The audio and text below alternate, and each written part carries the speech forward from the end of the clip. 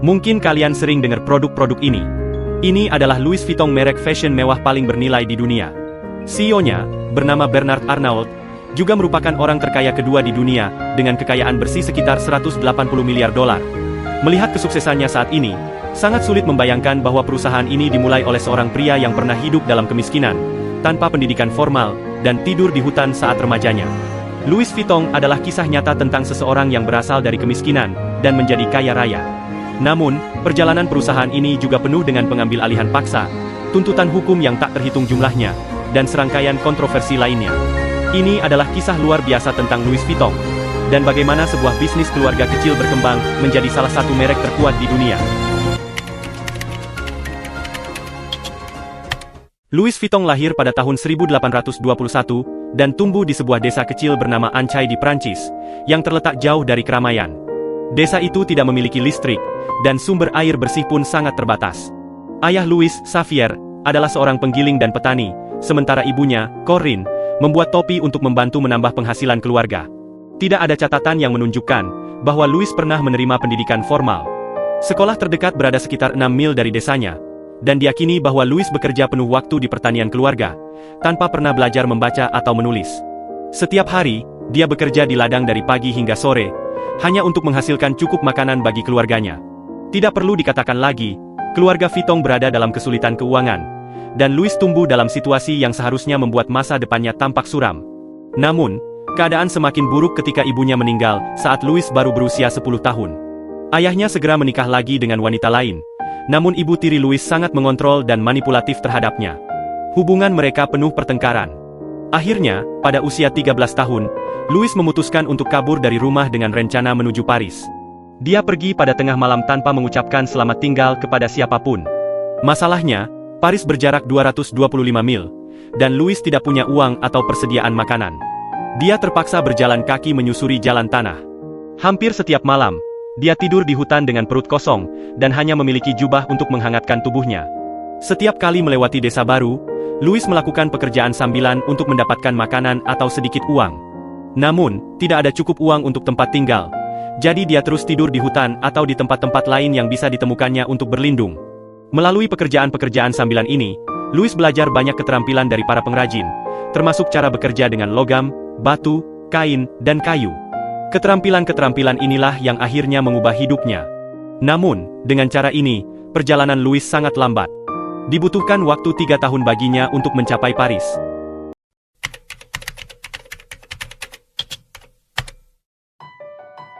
Tidak lama setelah tiba di Paris, Louis berhasil menemukan pekerjaan sebagai pekerja magang di sebuah bengkel pembuatan kotak. Pekerjaan ini melibatkan pembuatan dan pengepakan kotak-kotak khusus untuk pelanggan, serta mengemas dan membongkar barang-barang mereka setiap kali pelanggan hendak bepergian. Pekerjaan ini memberinya kesempatan untuk bertemu dengan banyak orang dari kalangan atas yang mencari koper khusus untuk perjalanan mereka. Louis bekerja di sana selama beberapa tahun, mempelajari kerajinan tersebut dan bekerja sekeras mungkin. Pada tahun 1851, permaisuri Prancis menjadi salah satu pelanggannya, dan mengakui keahlian luar biasa Louis. Dia pun diangkat sebagai pembuat kotak dan pengepak pribadi permaisuri. Bagi banyak pembuat kotak, ini merupakan kehormatan tertinggi dalam karir mereka. Louis yang dulu hanya seorang remaja tunawisma, kini bekerja di posisi bergengsi di kalangan bangsawan, sebuah pencapaian yang luar biasa. Namun, Louis Vuitton memiliki visi yang lebih besar untuk masa depannya. Setelah menikah pada usia 33 tahun, Louis memutuskan untuk menggunakan tabungannya dan memulai bisnis sendiri. Dia membuka bengkel pembuatan kotaknya di Paris, dan mulai menjual produknya sendiri. Louis menyadari adanya cacat besar dalam desain koper yang ada pada masa itu. Kotak-kotak tersebut terbuat dari kulit dengan bagian atas berbentuk kubah, yang membuat air hujan menetes dari atas koper.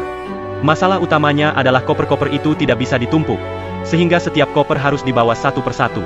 Louis mulai bereksperimen dengan bahan lain, dan menemukan bahwa kanvas lebih ringan, tahan lama dan tahan air, yang memungkinkan desain koper dengan bagian atas datar.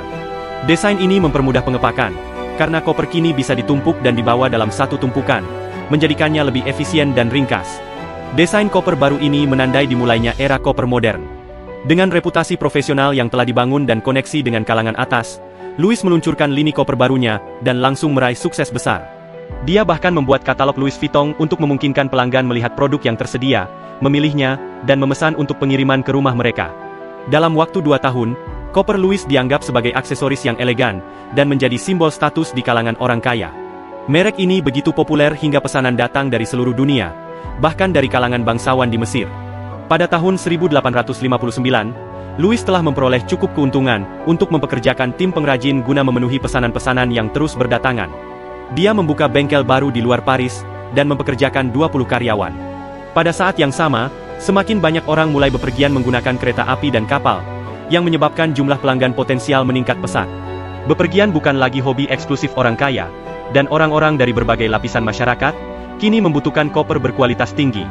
Louis tampaknya telah meraih kesuksesan, dan akan terus berkembang selama sisa hidupnya. Namun, pada tahun 1870, Perang Perancis-Prusia pecah, dan tragedi menghampirinya sekali lagi. Louis terpaksa meninggalkan rumahnya, dan tinggal di tempat penampungan sempit bersama ribuan orang lainnya. Persediaan makanan sangat terbatas, dan ia khawatir akan keselamatan jiwanya. Ketika Louis akhirnya bisa kembali ke tokonya pada tahun 1871, ia menemukan bahwa segala sesuatunya hancur, jendela pecah, peralatan dicuri, dan ia kehilangan semua yang telah dia bangun dengan keras. Namun, alih-alih menyerah, Louis memutuskan untuk menggunakan tabungannya untuk membangun kembali bisnisnya, dengan janji untuk menjadikannya lebih baik dari sebelumnya. Dengan banyaknya orang yang mengungsi akibat perang, banyak toko kosong yang tersedia untuk disewa di seluruh kota.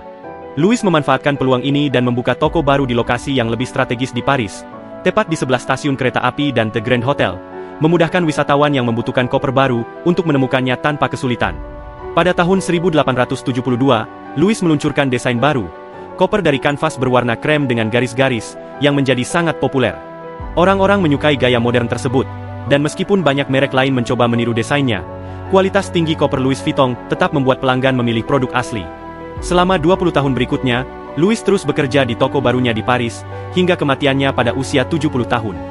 Namun, warisannya diteruskan oleh putranya Georges, yang mengambil alih bisnis keluarga, dan berusaha memperluas mereknya secara global.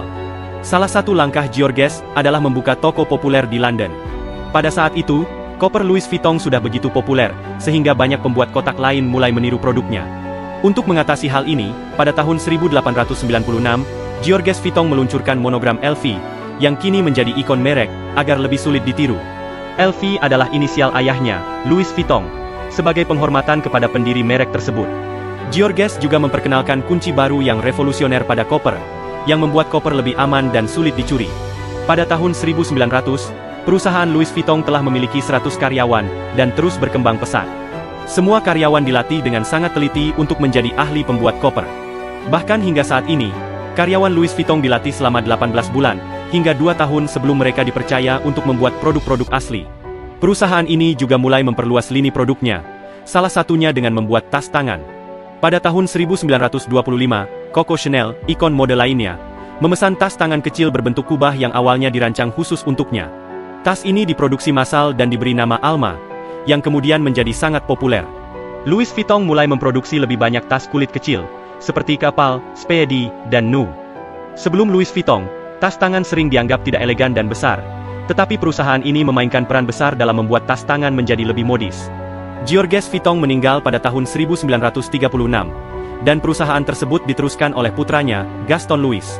Namun, Gaston mengambil alih perusahaan pada masa yang sulit, karena beberapa tahun kemudian, Perang Dunia Kedua pecah. Selama perang, banyak kontrak dibatalkan dan Gaston terpaksa menutup pabrik Louis Vuitton. Untuk menyelamatkan bisnisnya, Gaston bekerja sama dengan Nazi Jerman.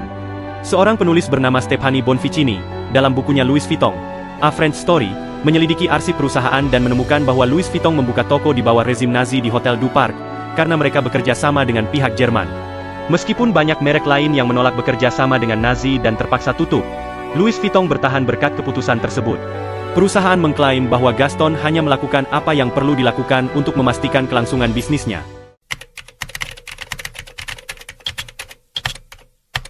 Pada tahun 1970, ketika Gaston meninggal, menantunya, Henri Racamier, mengambil alih pengelolaan merek Louis Vuitton. Kini, kita memasuki generasi keempat dari keluarga Vuitton. Namun, berbeda dengan leluhurnya, Henri sudah memiliki banyak pengalaman dalam dunia bisnis, berkat perusahaan-perusahaan yang pernah ia jalankan sebelumnya. Ketika ia mengambil alih Louis Vuitton, Henri berhasil membawa merek tersebut ke tingkat yang benar-benar baru. Henri mulai membuat perubahan besar pada perusahaan Louis Vuitton, untuk mengembangkannya dari sebuah perusahaan milik keluarga, menjadi raksasa bisnis seperti sekarang. Ia mengubah model bisnis Louis Vuitton dari grosir menjadi eceran. Pada tahun 1978, Henry memperluas pasar ke negara-negara lain, termasuk Jepang. Dalam 6 tahun berikutnya, dengan memperhitungkan inflasi, penjualan Louis Vuitton melonjak dari $20 juta menjadi $260 juta. Pada tahun 1984, Henry memutuskan untuk mengubah Louis Vuitton menjadi perusahaan publik. Perusahaan ini menjual 1 juta saham dengan harga $63,63 per saham. Henry memanfaatkan momentum dan masuknya uang tunai ini untuk membuka lebih banyak toko di seluruh dunia. Pada tahun 1987, Louis Vuitton mencapai penjualan sebesar $1 miliar, sebuah pencapaian yang jauh melampaui impian Louis muda ketika pertama kali membuka tokonya di Paris. Henry juga memutuskan bahwa perusahaan harus bergabung dengan Moët Hennessy, perusahaan minuman mewah yang memproduksi Champagne dan Cognac. Mereka membentuk konglomerat mewah baru yang disebut LVMH. Secara teori, dengan bergabung, kedua perusahaan ini dapat mengumpulkan sumber daya mereka dan berkembang lebih cepat. Namun, setelah penggabungan, Henry tidak berakhir akur dengan Presiden Moët Hennessy. Untuk mengatasi masalah ini, Henry meminta bantuan seorang pengusaha properti sukses yang dikenalnya, Bernard Arnault. Namun, mengundang Bernard untuk membantu ternyata menjadi bumerang yang besar. Bernard diam-diam membeli 43% saham Louis Vuitton, dan mendapatkan dukungan dari keluarga Moët dan Hennessy untuk mendapatkan lebih banyak kekuasaan di LVMH. Henry merasa dikhianati oleh Bernard, orang yang ia bawa untuk membantu. Ia pun membawanya ke pengadilan, menuntut agar Bernard tidak memiliki saham mayoritas di Louis Vuitton. Namun, pengadilan akhirnya berpihak pada Bernard. Henry sangat marah karena merasa ditusuk dari belakang, hingga akhirnya ia memutuskan untuk berhenti bekerja di Louis Vuitton. Untuk pertama kalinya dalam hampir 100 tahun, tidak ada seorang pun dari keluarga Vuitton yang terlibat dalam merek tersebut. Setelah drama pengambil alihan yang memaksa ini, penjualan Louis Vuitton mulai menurun. Media pun tidak lagi meliput merek tersebut. Seolah-olah, perusahaan itu berada di ambang kebangkrutan. Namun, Bernard tahu cara membalikkan keadaan. Louis Vuitton mulai bangkit kembali setelah berkolaborasi dengan beberapa desainer busana terkenal selama koleksi ulang tahunnya yang ke-100. Nama-nama besar seperti Vivienne Westwood dan Isaac Mizrahi menciptakan versi mereka sendiri dari logo monogram LV. Mereka memperkenalkan produk yang belum pernah dilihat sebelumnya oleh pelanggan, dan sekali lagi, orang-orang berusaha mendapatkan tas Louis Vuitton. Investasi Bernard di Louis Vuitton akhirnya membuahkan hasil besar. Ia kini menjadi CEO LVMH. Pada tahun 2021, Forbes menobatkannya sebagai orang terkaya di dunia, dengan kekayaan bersih lebih dari $180 miliar. Meskipun peringkat orang terkaya ini sering berubah sesuai dengan fluktuasi harga saham, Bernard hampir selalu berada di antara 5 orang terkaya di dunia. Namun, meskipun ia termasuk salah satu orang terkaya seperti Jeff Bezos, Elon Musk, Bill Gates dan Warren Buffett, Bernard Arnault adalah yang paling tidak dikenal. Ia lebih suka menjauh dari sorotan media. Dikenal dengan reputasinya yang tegas dan keras dalam bisnis, ia dijuluki serigala berbaju kasmir. Karena itulah, saat ini LVMH memiliki lebih dari 70 merek mewah yang dimiliki, berkat berbagai akuisisi dan merger yang dilakukan Bernard. Perusahaan ini kini menguasai banyak merek paling mewah di dunia. Semua ini berawal dari seorang remaja tunawisma yang bangkit dari keterpurukan.